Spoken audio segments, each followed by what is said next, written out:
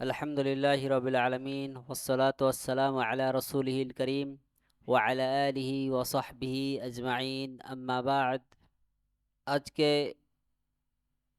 ইমাম আহমদের উসুলুস সুন্নাহ আমাদের পঞ্চম দার্স, যা শাইখ রাবি রাহিমাহুল্লাহ ব্যাখ্যা করেছেন। আজকের বিষয় হলো কবরের আযাব। ইমাম আহমদ রাহিমাহুল্লাহ বলেন, ওয়াল ঈমানু বিআযাবিল কবর ওয়া আন্না হাযিহিল উম্মাহ তুফতানু ফি কুবুরিহা ওয়া তুসআলু আনিল ঈমানি ওয়াল ইসলামি ওয়ামান রব্বুহু ওয়ামান নাবিয়্যুহু ওয়া ইয়াতিহি মুনকারুন ওয়া নাকির কাইফা শা আল্লাহু আযজা ওয়া জাল ওয়া কাইফা আরাদ ওয়াল ঈমানু বিহি ওয়াত তাসদীকু বিহি। কবরের আযাবের উপর ঈমান আনা, অর্থাৎ পরবর্তীতে ইমাম আহমদ রাহিমাহুল্লাহ এটা উল্লেখ করে বলেন যে এটা হলো কবরের আযাবের উপরে ঈমান আনা হলো আহলুস সুন্নাহ ওয়াল জামাতের আকীদা, এবং এই বিশ্বাস রাখা যে এই উম্মাদকে তাদের কবরে পরীক্ষা করা হবে। তাদের ঈমান ও ইসলাম সম্পর্কে তাদেরকে তাদের ঈমান ও ইসলাম সম্পর্কে জিজ্ঞাসা করা হবে। তাদের রবকে, তাদের নবীকে, তাদের কাছে মুনকার ও নাকির ফেরেশতা আসবেন, যেভাবে আল্লাহ তাআলা চেয়েছেন এবং যেভাবে তিনি ইচ্ছা করবেন। এর উপর ঈমান আনা এবং একে সত্য বলে বিশ্বাস করা অপরিহার্য, ওয়াজিব। শেখ রবি রাহিমাহুল্লাহর ব্যাখ্যায় বলেন, ওয়াল ঈমান বিআযাবিল কবর হাযা ওয়ারাদাত ফীহি আহাদীস ওয়া মিনাল আয়াতি কওলুহু তাআলা আন-নারু ইউ'রাদুনা 'আলাইহা গুদুওয়ান ওয়া 'আশিয়্যা ওয়া ইয়াওমা তাকুমুস সাআতু আদখিলু আলা ফিরআউনা আশাদ্দাল 'আযাব। ফাফিরআউন ওয়া কওমুহু ওয়া কাযালিকা সাইরুল কুফার ইউ'রাদুনা 'আলান নার গুদুওয়ান ওয়া 'আশিয়্যা হাযা 'আযাবু আল বারযাখ থুম্মা 'আতাফা 'আলাইহি 'আযাবা ইয়াউমিল কিয়ামাহ ইয়াওমা তাকুমুস সাআতু আদখিলু আলা ফিরআউনা আশাদ্দাল 'আযাব ইলা আয়াতিন উখরা তুফিদু হাযা। কবরের আযাবের উপর ঈমান আনার বিষয়ে অনেক হাদিস বর্ণিত হয়েছে। কোরআনের আয়াত থেকেও এর প্রমাণ পাওয়া যায়, যেমনটা আল্লাহ তাআলা বলেছেন, সকাল সন্ধ্যায় তাদের আগুনের সামনে উপস্থিত করা হয়, আর যেদিন কিয়ামত সংঘটিত হবে সেদিন বলা হবে ফেরাউন বাহিনীকে কঠিনতম আযাবে নিক্ষেপ করো। সূরা গাফির। ফেরাউন ও তার সম্প্রদায় এবং সকল কাফেরদেরকে সকাল সন্ধ্যায় আগুনের সামনে পেশ করা হয়। এটি হলো বারজাখ বা কবরের আযাব। এরপর কিয়ামতের দিবসে, কিয়ামতের দিন আযাবকে এর সাথে যুক্ত করা হবে। এই বলে, আর যেদিন কিয়ামত সংঘটিত হবে সেদিন বলা হবে ফিরআউন বাহিনীকে কঠিনতম আযাবে নিক্ষেপ করো। এছাড়া আরও অনেক আয়াতে বর্ণিত হয়েছে যা এই বিষয়টি প্রমাণিত করে, মানে কবরের আযাবের বিষয়টি প্রমাণ করে।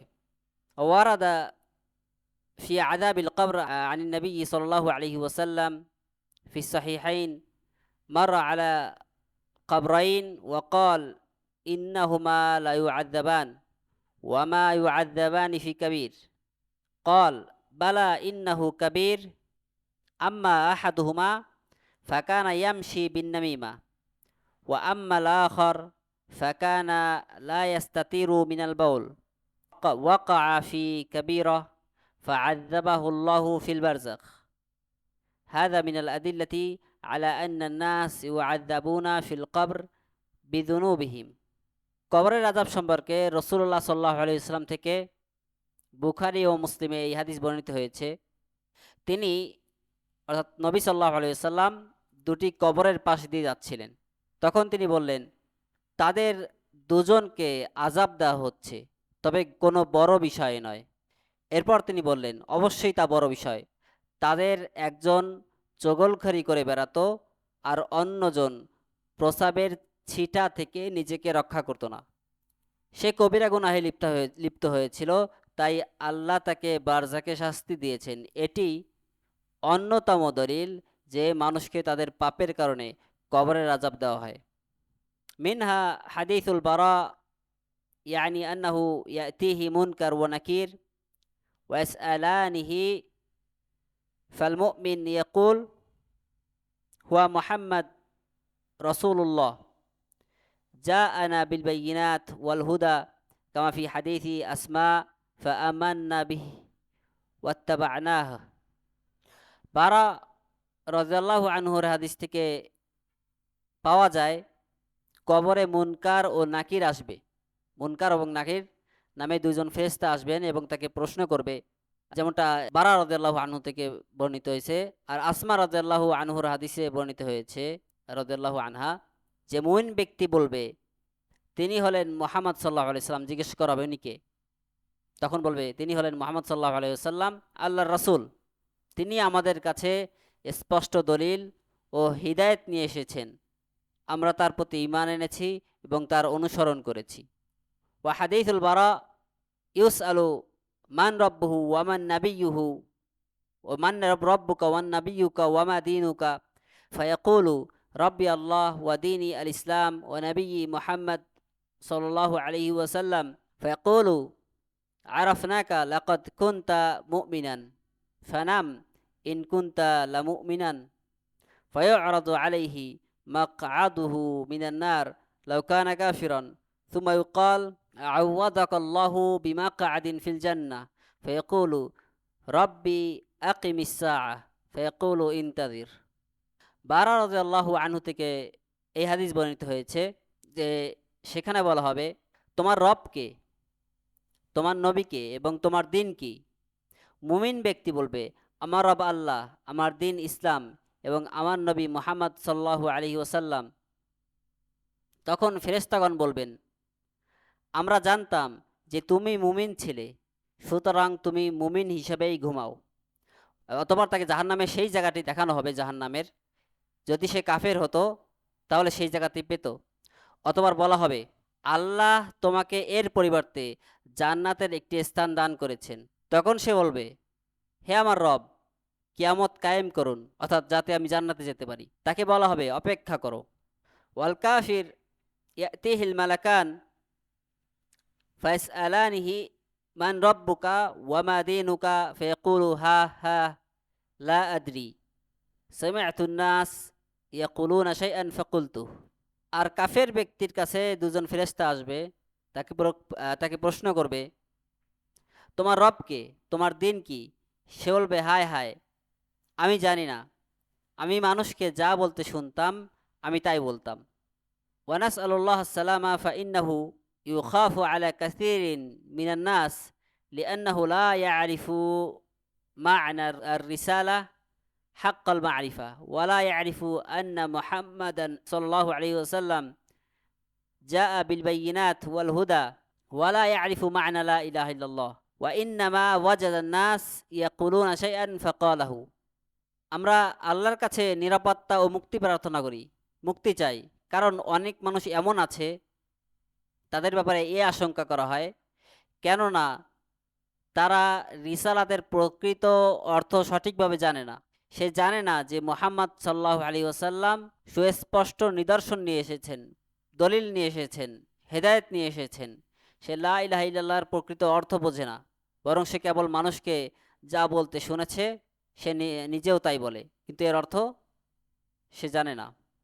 ফালিয়াহযারিল মুমিনু ওয়া ইয়াতাদাব্বার কিতাবাল্লাহ ওয়া লিয়ুইদ আল-উদ্দা লিহাদিহি আল-ইজাবা ওয়া মুহাম্মদ ইবনু আবদুল্লাহ জাআনা বিল বায়িনাত ওয়াল হুদা ফাআমান্না বিহি ওয়াত্তাবা'নাহ ইয়ানি হাযাল ঈমান মুতারাত্তিবুন আলা মা'রিফাতিল হুদা ওয়াল বায়ান আল্লাযী জাআ বিহি মুহাম্মদ সাল্লাল্লাহু আলাইহি ওয়াসাল্লাম ফানাফআ ফি হাযিহিল ইমতিহান আশ-শাদীদ।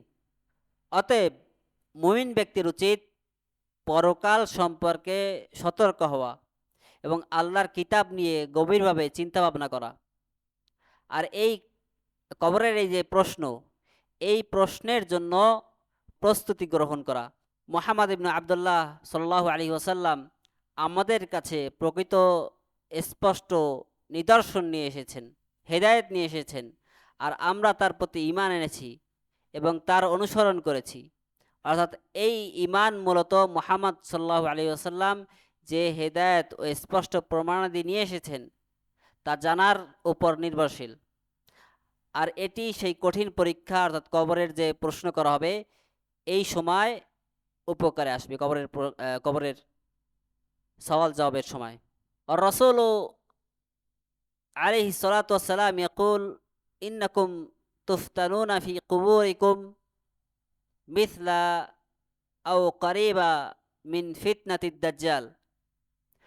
ওয়া ফিত তাশাহুদি আইদান আল্লাহুম্মা ইন্নী আউযু বিকা মিন আযাবিল কবর ওয়া মিন আযাবি আন-নার ওয়া মিন ফিতনাতিল মাহইয়া ওয়াল মামাত ওয়া আদিল্লাতু আযাবিল কবর ওয়াল বারযাখ কাসীরাতুন মিনহা মা যাকারনাহু লাকুম ওয়া হুয়া আমরুন সাবিতুন ইউমিনু বিহি আহলুস সুন্নাহ ওয়া ইউনকিরুহু আল মু'তাজিলা ওয়া মান ক্বাল্লাদাহুম মিন আহলিদ দালাল। রাসূলুল্লাহ সাল্লাল্লাহু আলাইহি সাল্লাম বলেছেন, তোমাদেরকে কবরে দাজ্জালের ফিতনার মতো করে অথবা দাজ্জালের ফিতনার কাছাকাছি পরীক্ষায় ফেলা হবে। এছাড়া তাশাহুদের মধ্যে বলা হয়, তাশাহুদের শেষে আমরা বলি, হে আল্লাহ, আমি আপনার কাছে কবরের আযাব থেকে, জাহান্নামের আযাব থেকে, জীবন ও মৃত্যুর ফিতনা থেকে আশ্রয় চাই। কবরের আযাব ও বারজাখের জীবনের সপক্ষে অসংখ্য দলিল কোরআন হাদিসে রয়েছে, যার কিছু আমরা উল্লেখ করেছি। আর এটি একটি ধ্রুব সত্য বিষয় যার উপরে আহলুস সুন্নাহ ওয়াল জামাত বিশ্বাস রাখে, কিন্তু মু'তাজিলা সম্প্রদায় এবং তাদের অনুসারী পথভ্রষ্ট দলগুলো এটা অস্বীকার করে।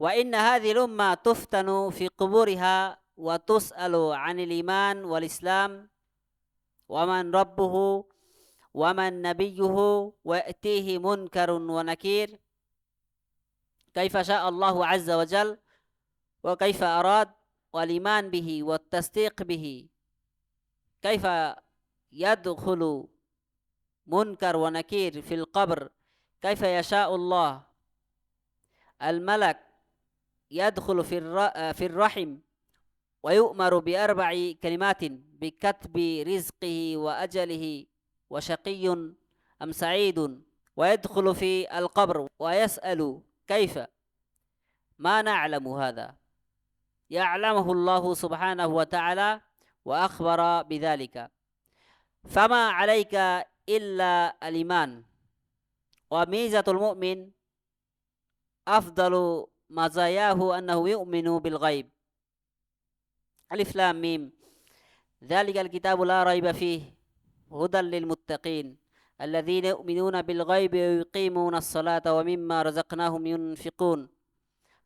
ফাতু'মিনু বিল গায়ব আল্লাযী তাদাম্মানাহুল কুরআন ওয়া তু'মিনু বিল গায়ব আল্লাযী তাদাম্মানাতহু সুন্নাতু মুহাম্মাদিন সাল্লাল্লাহু আলাইহি ওয়াসাল্লাম আল্লাযী কাল্লাফাহু আল্লাহু বিতাবলীগি হাযাল কুরআন ওয়া বায়ানিহি ওয়া হাযিহি মিন জুমলাতিল বায়ানাত ওয়া হাযিহি আহাদিস ফিহা তাফসীলুল আয়াত আল্লাতী দাল্লাত আলা আযাবিল বারযাখ আওয়ান নাঈম ফিহি। নিশ্চয়ই এই উম্মাত কবরে পরীক্ষার সম্মুখীন হবে এবং তাদের ঈমান, তাদের রব, তাদের নবী সম্পর্কে প্রশ্ন করা হবে, জিজ্ঞাসা করা হবে। মুনকার ও নাকির ফেরেশতা তাদের কাছে আসবে যেভাবে আল্লাহ তাআলা চেয়েছেন, যেভাবে তিনি ইচ্ছা করেছেন। মুনকার ও নাকির কবরে কিভাবে প্রবেশ করবেন, আল্লাহ তাআলা কিভাবে তাদেরকে প্রবেশ করাবেন, বা এই বিষয়গুলো মূলত হবে যেভাবে আল্লাহ তাআলা চান সেভাবে। ফেরেশতারা যেভাবে মাতৃগর্ভে প্রবেশ করে এবং 4টি বিষয় সম্পর্কে জিজ্ঞাসা করে, রিজিক, হায়াত, আমল, সে কি সৌভাগ্যবান না দুর্ভাগ্যবান, তা লেখার জন্য ফেরেশতাদেরকে আদেশ করা হয়। ঠিক তেমনি কবরের বিষয়টাও, অর্থাৎ কবরে ফেরেশতাদের প্রবেশ করার বিষয়টিও, কিন্তু কিভাবে তা আমরা জানি না। তা কেবল আল্লাহ সুবহানাহু ওয়া তাআলা জানেন এবং তিনি এ সম্পর্কে আমাদেরকে জানিয়েছেন। আপনার দায়িত্ব হলো কেবল এগুলো বিশ্বাস করা।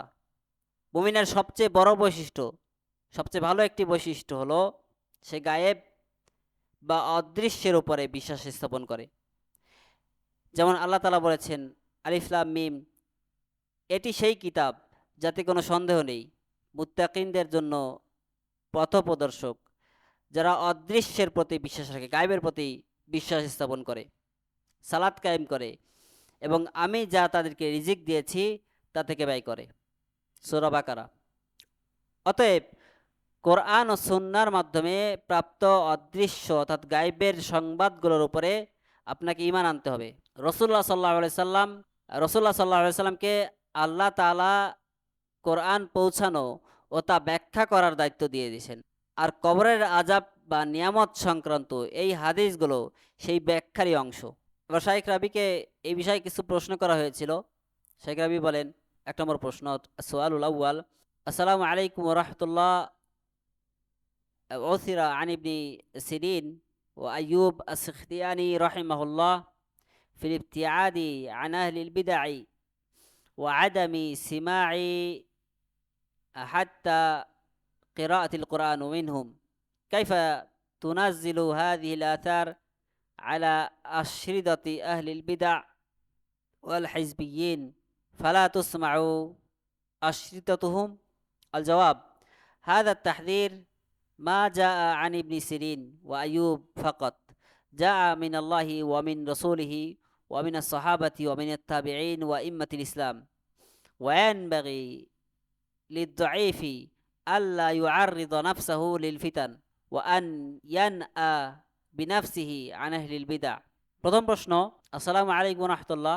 বিদাতীদের থেকে দূরে থাকা এবং এমনকি তাদের মুখ থেকে কোরআন তেলাওয়াত না শোনার ব্যাপারে ইবনে সিরিন এবং আইয়ুব আস-সিখতিয়ানি রহিমাহুল্লাহ থেকে বর্ণনা পাওয়া যায়।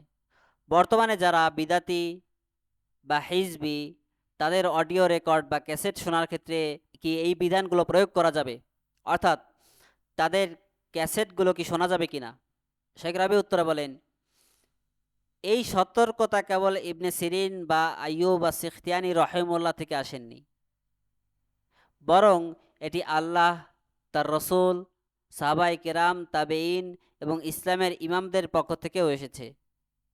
যার ভিত্তি দুর্বল তার জন্য উচিত হবে নিজেকে ফিতনার সম্মুখীন না করা এবং বিদাতীদের থেকে দূরে থাকা। আসআলু সানি, হাল ইউকালু ইন্না আহলাস সুন্নাতি ওয়াল জামাআহ লাম ইয়াখতালিফু ফি উসুলিল আকিদা আবাদান? الجواب: نقول الصحابة ما اختلفوا، أما أهل السنة والجماعة فمن أفاضلهم من وقع في بعض الاختلافات البسيطة التي لا تؤثر على المنهج، مثل الإسلام والإيمان شيء واحد أو هما شيئان متغايران وكل له مستنده، وصوابنا الإسلام والإيمان شيئان متغايران، فالإسلام كما في حديث جبريل يراد به الأعمال الظاهرة، والإيمان الأعمال الباطنة. الإسلام أن تشهد أن لا إله إلا الله وأن محمدا رسول الله وتقيم الصلاة وتؤتي الزكاة وتصوم رمضان وتحج البيت إن استطعت إليه سبيلا. الإيمان بالله وملائكته وكتبه ورسله، فإن اجتمعا افترقا وإذا افترقا اجتمعا، فالاختلافات من هذا النحو وهي لا تضر إن شاء الله। তৃতীয় প্রশ্ন, এটি কি বলা সঠিক হবে আহলুস সুন্নাহ ওয়াল জামাত আকীদার মূলনীতিগুলোতে কখনোই কোনো মতভেদ করেননি? শেখ রবি বলেন, আমরা বলবো সাহাবায়ে কেরাম রাদিয়াল্লাহু আনহুম কোনো মতভেদ করেননি, তবে আহলুস সুন্নাহ ওয়াল জামাতের অন্তর্ভুক্ত শ্রেষ্ঠ ব্যক্তিদের মধ্যে কেউ কেউ খুবই সামান্য কিছু বিষয় নিয়ে মতভেদে লিপ্ত হয়েছেন, যা সামগ্রিক মানহাজ বা আদর্শের উপরে, সালাফি মানহাজ আকীদার উপরে কোনো প্রভাব ফেলে না। যেমন ইসলাম ও ঈমান কি একই জিনিস নাকি দুটি ভিন্ন ভিন্ন বিষয়? এক্ষেত্রে উভয়েই নিজস্ব দলিল বা ভিত্তি তাদের রয়েছে, তবে সঠিক মত হলো ইসলাম ও ঈমান দুটি ভিন্ন বিষয়। হাদিসে জিবরিলে যেভাবে এসেছে সেই অনুযায়ী ইসলাম বলতে প্রকাশ্য আমলসমূহকে বোঝানো হয় এবং ঈমান বলতে অভ্যন্তরীণ বা গোপন আমলসমূহ, এগুলোকে বোঝানো হয়। ইসলাম হলো এই সাক্ষ্য দেওয়া যে আল্লাহ ছাড়া সত্য কোনো ইলাহ নেই এবং মুহাম্মদ সাল্লাল্লাহু আলাইহি ওয়াসাল্লাম আল্লাহর রসুল, সালাত কায়েম করা, যাকাত প্রদান করা, রমজানে সিয়াম পালন করা, সামর্থ্য থাকলে বাইতুল্লাহর হজ করা। আর ঈমান হলো আল্লাহ, তার ফেরেশতাগণ, তার কিতাব, তার রসুলগণ, এই বিষয়গুলোর উপরে ঈমান আনা। এগুলোর ক্ষেত্রে নিয়ম হলো যদি দুটি বিষয় ইসলাম ও ঈমান একত্রে উল্লেখ করা হয় তবে তাদের অর্থ ভিন্ন হবে, আর যদি আলাদাভাবে উল্লেখ করা হয় তবে তারা একই অর্থ প্রকাশ করবে। সুতরাং এ ধরনের মতভেদ ইনশাল্লাহ কোনো ক্ষতি করবে না। السؤال الثالث: هل يفهم من كلام الإمام أحمد في تبديع الواقف في القرآن أنه لا يقبل من أحد في الفتن الكلام المجمل حتى يميز قوله ويبينه؟ الجواب: والله هذا ليس من الكلام المجمل، هذا من الكلام الواضح في البدعة. لما يتوقف هذا كلام بين أو شك واضح. نعم، لكن كان سؤال أحمد بدع هذا: هل نبدع أمثال هؤلاء؟ نعم تبدع أمثال هؤلاء إذا توقف قال القرآن مخلوق أو غير مخلوق، توقف، نبدعه أو لا نبدعه إذا توقف وقال لا أدري القرآن مخلوق أو غير مخلوق، مبتدع. لكن الجاهل لا يبدع حتى يعلم ويأبى الحق. الآن هذه الموازين يعني خلط تمييع الواحد عنده عشرات البدع الكبرى وهم يقولون إمام مجدد. ما في أخطر على الإسلام من هؤلاء الأصناف الذين يميعون الإسلام ويميعون السلفية. وإذا هفى أحد من أهل السنة لا يرحمونه، وإذا وقع أهل البدع في البدع الكبرى العظائم المهلكة لا تضر. هذا من البلاء العظيم الذي نزل بالشباب هذا العصر، بشباب الأمة. هذا التلبيس وهذه الحيل توضع مناهج لحماية أهل البدع وكتبهم مثل منهج الموازنات، ومنهج خطير ويدمر الإسلام وأصوله وفروعه، ثم هو أوغل ما يكون في الإرجاء، فتوضع القواعد والأصول لحماية البدع وأهلها، وتشن الغارات على أهل السنة بالباطل. তৃতীয় প্রশ্ন: কোরআন মাখলুক কিনা এ বিষয়ে যারা কোনো পক্ষ নেয় না বা যারা চুপ থাকে, ইমাম আহমদ রাহিমাহুল্লাহ তাদেরকে বিদাতি ঘোষণা করেছেন। এখান থেকে কি এটা বোঝা যায় যে ফিতনার সময়ে কারো স্পষ্ট বা ভাষা কথা, মুজমাল কথা গ্রহণ করা হবে না যতক্ষণ না সে তার অবস্থান স্পষ্ট করে? শেখ রবি উত্তরে বলেন, আল্লাহর কসম, এটি কোনো স্পষ্ট কথা নয়, বরং এটি বিদাতের পক্ষে অত্যন্ত পরিষ্কার। যখন কেউ এ বিষয়ে চুপ থাকে, অর্থাৎ কোরআন মাখলুক কিনা এই ধরনের বড় বিষয়ে, তবে কি এটি একটি সুস্পষ্ট বক্তব্য নাকি সন্দেহপূর্ণ? অবশ্যই একটি সুস্পষ্ট বিভ্রান্তি। তবে প্রশ্ন হতে পারে, ইমাম আহমদ এদের বিদাতি বলেছেন, আমরাও কি এদেরকে বিদাতি বলবো? হ্যাঁ, এদের মতো লোকদেরকে বিদাতি বলতে হবে। যদি কেউ চুপ থাকে এবং প্রশ্ন করা হয় কোরআন কি মাখলুক নাকি মাখলুক নয়, আর সে যদি থেমে যায়, তবে তাকে আমরা বিদাতি বলবো কিনা? অবশ্যই আমরা তাকে বিদাতি বলবো। যদি সে চুপ থেকে বলে আমি জানি না কোরআন মাখলুক কি মাখলুক নয়, তবে সে বিদাতি। তবে মূর্খ বা অজ্ঞ ব্যক্তিকে ততক্ষণ বিদাতি বলা যাবে না যতক্ষণ না তাকে শেখানো হবে এবং সে সত্যকে অস্বীকার করবে। বর্তমানে এই মানদণ্ডগুলো অর্থাৎ এই বিষয়গুলো বিশৃঙ্খলা ও শিথিলতা তৈরি করেছে। কারো কারো মধ্যে হয়তো অনেকগুলো বড় বড় বিদাত রয়েছে, অথচ তারা তাকে ইমাম মুজাদ্দিদ বলে প্রচার করছে। ইসলামের জন্য ওই শ্রেণীর লোকদের চেয়ে বিপজ্জনক আর কেউ নেই, যারা ইসলাম এবং সালাফিয়াতকে শিথিল করে বা হালকা করে দিতে চায়। অথচ আহলুসুন্নাহর কেউ যদি সামান্যতম ভুল করে, তবে তার উপরে তারা করুণা করে না। অন্যদিকে বিদাতিরা বড় বড় বিদাত এবং ধ্বংসাত্মক মহাপাপে লিপ্ত হয়, তখন তারা তাকে বলে যে এতে কোনো ক্ষতি নেই। এটি বর্তমান যুগের এই উম্মতের যুবকদের উপরে বড় একটি বিপদ, বড় একটি বালা। এই প্রতারণা ও এই কুটচালগুলো মূলত বিদাতি ও তাদের বই পুস্তককে রক্ষা করার জন্যই করা হয়েছে। এই বিদাতি উসুলগুলো তৈরি করা হয়েছে, যেমন মানহাজুল মুওয়াজানাত। এই যে মূলনীতি, বিদাতি মূলনীতি, এটি একটি ভয়ঙ্কর মূলনীতি যা ইসলামকে ধ্বংস করে দেয়। তারপরেও এটি ইরজা এবং এর এই বিষয়টি অর্থাৎ মানহাজুল মুওয়াজানাতটি ইরজার দিকে নিয়ে যায়। মূলত বিদাত ও বিদাতিদের রক্ষা করার জন্যই এই সকল মূলনীতিগুলো তৈরি করা হয়েছে। আর অন্যদিকে আহলুস সুন্নাহ ওয়াল জামাতের উপরে মিথ্যার ভিত্তিতে আক্রমণ চালানো হয়, তাদেরকে আক্রান্ত করা হয়।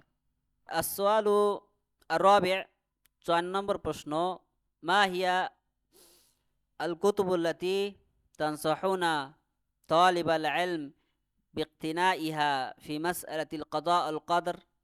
আল জওয়াব, কুতুব শেখ আল ইসলাম ইবনে তাইমিয়া ওয়া মিনহা কিতাব আল কদর লিবনে তাইমিয়া ওয়া শিফা আল আলিল লিবনে আল কাইয়িম ওয়া কিতাব আল কদর লিআবি দাউদ والطحاوية والواسطية وإلى آخره. وعندكم البخاري وكتاب القدر ومسلم كتاب القدر وكتاب السلف مما ذكرناه لكم. চতুর্থ প্রশ্ন, কদরের মাসআলায় বা এই বিষয়ে একজন তালেব ইলম কোন বইগুলো অধ্যয়ন করবে? আপনি কি পরামর্শ দেন? শেখ রাবি বলেন, শেখুল ইসলাম ইবনে তাইমিয়া রাহিমাহুল্লাহর বইগুলো পড়তে পারে, যেমন ইবনে তাইমিয়ার কিতাবুল কদর, এছাড়া ইবনুল কাইয়িমের শিফাউল আলিল, ইমাম আবু দাউদের কিতাবুল কদর, আকিদা তহাবিয়া, আকিদা আল ওয়াসিতিয়া ইত্যাদি। আর আপনাদের কাছে হাদিসের কিতাব হিসাবে বুখারীর কিতাবুল কদর রয়েছে, মুসলিমের কিতাবুল কদর রয়েছে এবং সালাফদের সেই বইগুলো রয়েছে যেগুলো আমরা ইতিপূর্বে উল্লেখ করেছি। আসওয়ালুল খামিস, হালিল কালামু সিফাতুন যাতিয়াতুন ফাকাত আম যাতিয়াতুন ওয়া ফি'লিয়া? আল জওয়াব, যাতিয়াতুন ওয়া কওলিয়া ওয়া হুয়া ইয়াতাকাল্লামু মাতা শাআ ওয়া বিমা শাআ। যাতিয়াতুন ওয়া কওলিয়া ইয়াকুলু হালিল কালামু সিফাতুন যাতিয়াতুন ফাকাত? আল কালামু সিফাতুন যাতিয়াতুন هو قول الأشاعرة. الكلام عندهم هو المعنى القائم بالذات من غير حرف وصوت فقط. يقولون الكلام صفة ذاتية لكن يتكلم لا. أهل السنة الكلام صفة ذاتية يقتدر بها على الكلام ويتكلم متى شاء وإذا شاء إلى أي درجة. قل لو كان البحر مدادا لكلمات ربي لنفد البحر قبل أن تنفد كلمات ربي ولو جئنا بمثله مددا. قال الإمام أحمد ابن حنبل رحمه الله في القدر وأن لا يخاصم أحدا ولا يناظره ولا يتعلم الجدال من طلاب العلم الصغار من يذهب يناظر في القدر الروافض ومع الجهمية والمعتزلة يناظرهم في القدر ويناظرهم في هذه القضايا. لا تعرض نفسك للشبهات والضياع، لكن العالم المتمكن الذي يعرف أنه ينفع هذه المناظرة إما ينصر أهل السنة ويقمع أهل الباطل وإما أن يهدي الله هذا الذي يناظره إذا كان الطالب هدى يبين له. أما أنت الصغير المسكين الضعيف فلا تجادل. فأنا أؤكد هذا على طلاب العلم أنك لا تجادل في مثل هذه البدع الغليظة، يعني الأمور التي تعرفها وفي حدود طاقتك وتكون هاضما لها من الأمور العادية لا بأس، إذا كان ليس الغرض الجدال والغلبة وإنما القصد البيان والتوضيح. سبحانك اللهم بحمدك وأشهد أن لا إله إلا أنت أستغفرك وأتوب إليك। পঞ্চম প্রশ্ন, কালাম বা কথা এটা কি কেবল সিফা জাতিয়া নাকি সিফা ফেলিয়া নাকি উভয়টাই? শেখ রবি বলেন এটি সিফা জাতিয়া এবং কওলিয়া উভয়টি। তিনি যখন ইচ্ছা কথা বলেন, আল্লাহ যখন ইচ্ছা কথা বলেন এবং যা ইচ্ছা তিনি তাই বলেন। তাই এটি যেমন সত্তাগত গুণ তেমনিভাবে এটি কর্মগত গুণ। প্রশ্নকারী বলেছেন কালাম কি কেবল সিফা জাতিয়া? আল্লাহ তাআলা কথা বলেন কিন্তু তা কেবল সত্তাগত বৈশিষ্ট্য নয়, যেমনটা আশারীরা বলে থাকে।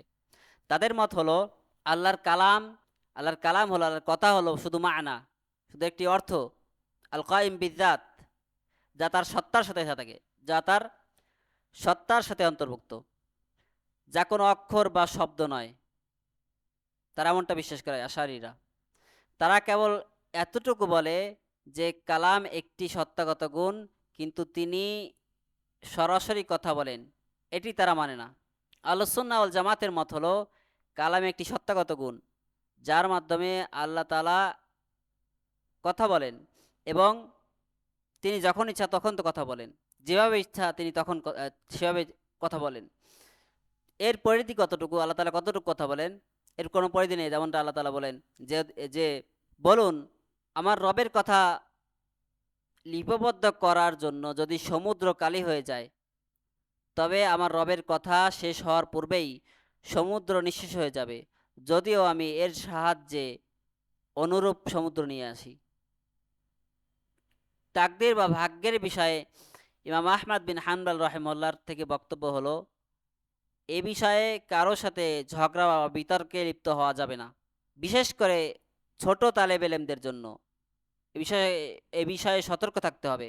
যারা রাফেজি, জাহমিয়া বা মুতাজিলা বা তাকদীর অস্বীকারী এই জাতীয় লোকদের সাথে যেন তারা বিতর্ক না করে, বাহাস না করে, নিজেকে সংশয় এবং শুবহাত এবং পথভ্রষ্টার মুখে না তারা নিজেদেরকে ফেলে। তবে একজন সুপ্রতিষ্ঠিত আলেম যিনি জানেন যে এই বিষয়ে কিভাবে বিতর্ক করতে হয়, এ বিষয়ে বিতর্ক করলে হক তারা গ্রহণ করবে বা উপকার হবে এবং আহলুস সুন্নাহ ওয়াল জামাত বিজয়ী হবে এবং বাতিলপন্থীরা দমে যাবে, অথবা আল্লাহ যাকে হেদায়েত দেবেন সে পথ খুঁজে পাবে, এমন ব্যক্তি স্পষ্ট করার জন্য আলোচনা করতে পারেন।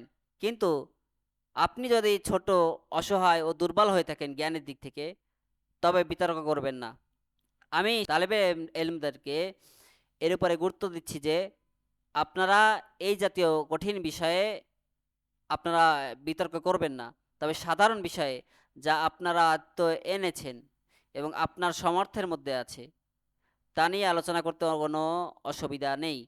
যদি উদ্দেশ্য জয়লাভ করা না হয়, বিজয়ী হওয়া না হয় বা ঝগড়া করা না হয়, বরং সত্য স্পষ্ট করা এবং সত্যকে প্রকাশ করা হয়, তবে তা করা যেতে পারে। অথবা শাইখ এটা বলে তার বক্তব্য শেষ করেছেন। সুবহানাকাল্লাহুম্মা বিহামদিকা আশহাদু আল্লা ইলাহা ইল্লা আনতা আস্তাগফিরুকা ওয়া আতুবু ইলাইকা।